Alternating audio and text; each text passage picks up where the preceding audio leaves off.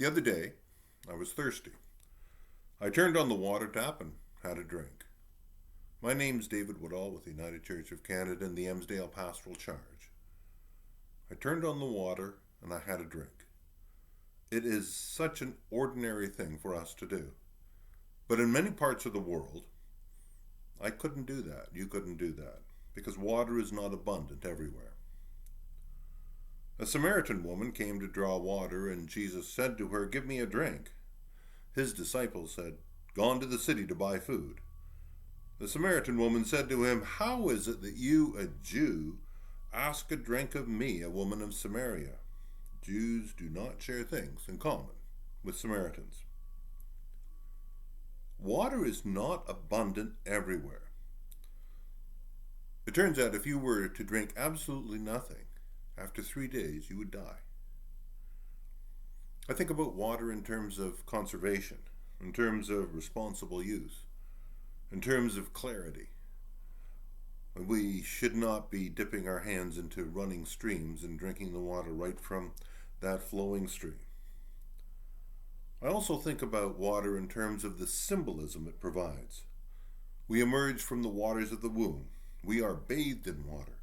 We drink water. We often experience a shower as a time of refreshment and renewal. And across this planet, water is used in rituals of renewal and spirituality. Jesus at that well, asking for a drink of water, went on to say that the time is coming when everyone will worship in spirit and in truth. I like to think that that cup of water was intended to be a cup of water enough for the whole world to drink from. Jesus had grown up in a society in which bigotry, racism, and separation were the norms. Some people were second class. Samaritans, women, those with physical ailments. If you weren't the right religion or the right caste, you didn't belong. And the list went on and on and on. In that simple encounter, Jesus set all of that aside.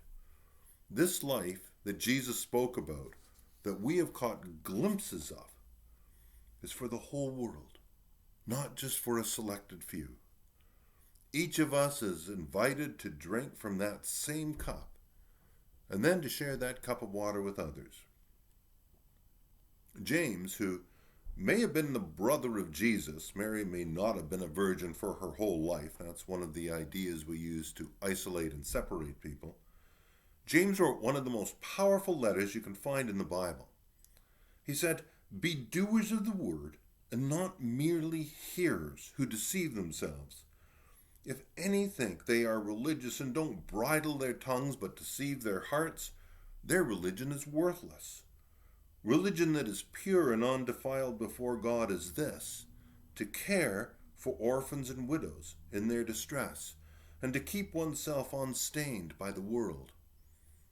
Spirituality, religion, faith does not lie in elaborate vestments or awesome rituals or magnificent music, or that doesn't arise from carefully wrought worship services or inspiring messages. Spirituality, faith, lies in the practical caring that we give to humanity, to friends and strangers and family. Keep oneself unstained by the world does not mean don't be involved in the world. There are lots of religions that say don't do this and don't do that. That's not what James is saying. We are to be strongly involved in the world, caring for widows and orphans, but we're not to let the often terrible circumstances we encounter embitter us or make us cynical or destroy the spirit inside of us. I'm reminded of the story of two missionaries arriving in Calcutta early in the 20th century. The one whose name I won't mention saw the poverty, the despair, the squalor that greeted him. He turned around and left. It was so disgusting. The other person saw the same poverty, despair, and squalor, and saw before her her life work. We remember her as Mother Teresa. Spirituality has very little to do with the beauty of buildings, the splendor of liturgy, and the efficiency of balanced budgets. A drink of water large enough for the whole world to drink from is a gift we have to share with everybody. You and I are the servants of humanity. In that serving for a brief moment, that cup of water is so huge that hope and life seems to spring from it wherever we are. We discover hope and life, and perhaps we touch the face of God in the form of that person we are sharing the water with. Telemachus was a monk who lived in the late 4th century. He had determined to leave the world and to live all alone in prayer, meditation, and fasting, and by doing so, to save his soul. In his lonely life, amidst the barren lands, cliffs, and caves of the desert, he sought nothing but contact with God. Over the months and years, he realized that his seclusion wasn't enough. Somehow he felt that there was something more.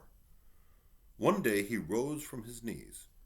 It suddenly dawned on him that his life was based not on a selfless love of God, but on a selfish love of God.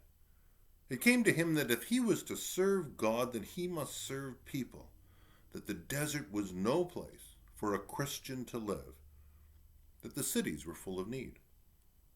He determined to bid farewell to the desert, and then set out for the greatest city in the world, Rome, on the other side of the world. He begged his way across lands and seas towards this great city. During the age in which he lived, Rome was officially Christian. When Telemachus arrived in Rome, there was a great celebration going on. Stilicho, the Roman general, had gained a mighty victory over the Goths. And so to this general was granted a Roman triumph celebration. The crowds poured into the Christian churches. In an earlier age, they would have filled the temples of other deities. There were processions and celebrations, and Stilicho rode in triumph through the streets with the young Emperor Honorius by his side.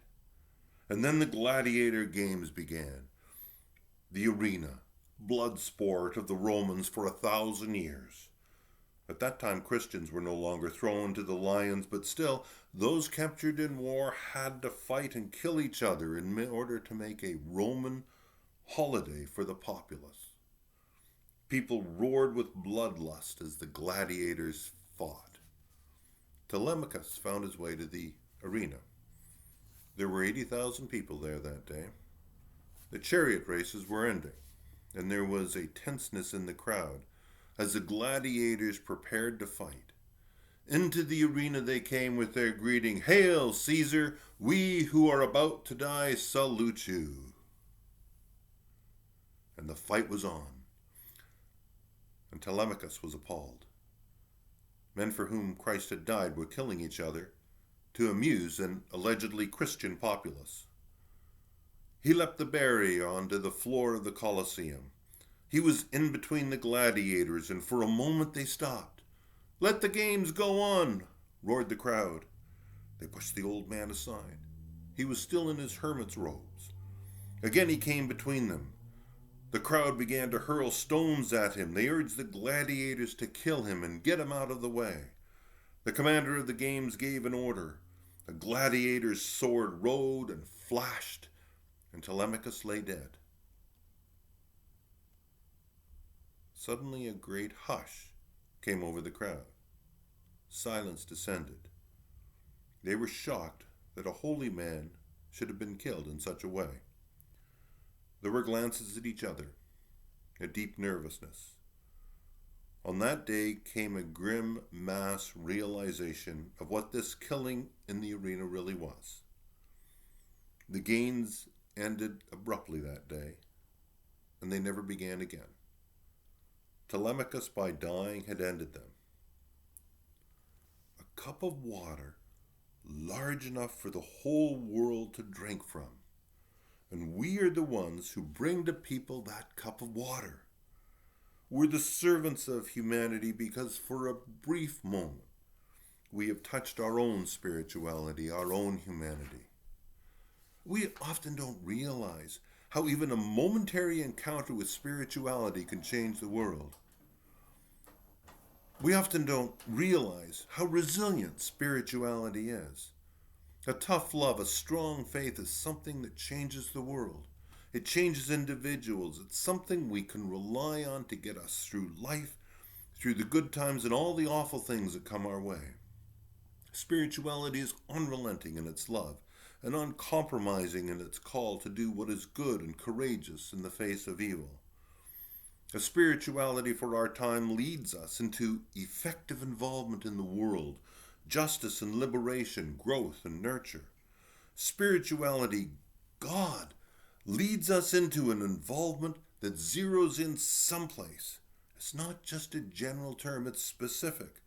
It's not just words, it's what we do, our actions. A cup of water large enough for the whole world to drink from is a gift that we have to share with everybody. You and I are the servants of humanity.